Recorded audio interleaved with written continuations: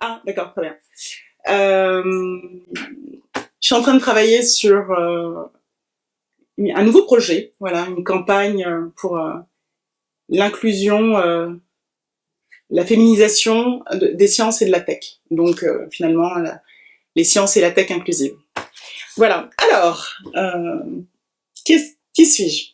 Le sujet est compliqué parce que je n'aime pas beaucoup parler de moi. J'adore parler de mes idées, mais à mon sujet, je suis beaucoup plus pudique.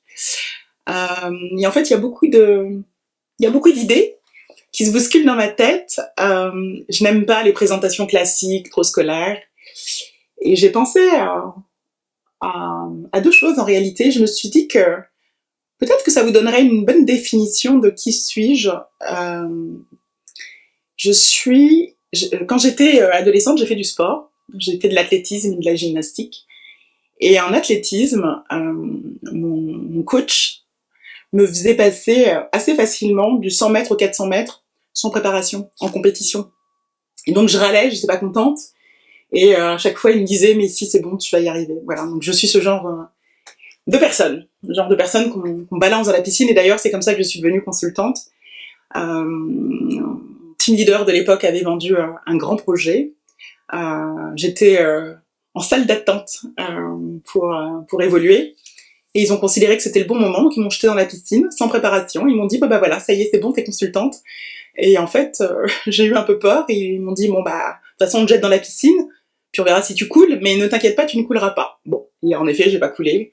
Elle avait confiance en moi, ça a été un de mes mentors, et ça s'est bien passé finalement. Donc qu'est-ce que ça raconte de moi? Sans doute que je suis quelqu'un de fiable, digne de confiance, que j'apprends vite aussi, que je suis travailleuse. Et pour élargir le champ, je pourrais ajouter, puisque c'est souvent ce qu'on me dit, que je suis quelqu'un de passionné, intense, créative, très exigeante. Je crois que c'est du sport d'ailleurs pour les gens de travailler avec moi parce que je suis rarement satisfaite. Je pense qu'on peut toujours faire mieux. Je suis profondément intellectuelle et totalement émotionnelle aussi, et tout cela s'équilibre parfaitement. Je suis très optimiste et en même temps pragmatique. Beaucoup de gens pensent que je suis pessimiste parce que j'aime à souligner les axes de développement, les points de progrès, les points d'alerte, les codes rouges comme on dit. Et en fait, c'est une manière de fonctionner. C'est-à-dire j'aime bien me confronter au réel et comme dirait Lacan, j'aime bien me cogner au réel parce que je crois que c'est en se cognant au réel, en réalité, qu'on peut élaborer des solutions efficaces pour réparer ce qui doit l'être. J'ai le goût des autres, le goût des livres aussi. Vous verrez, il y a des livres partout, des journaux, des livres partout. Et enfin, je peux dire que je suis audacieuse.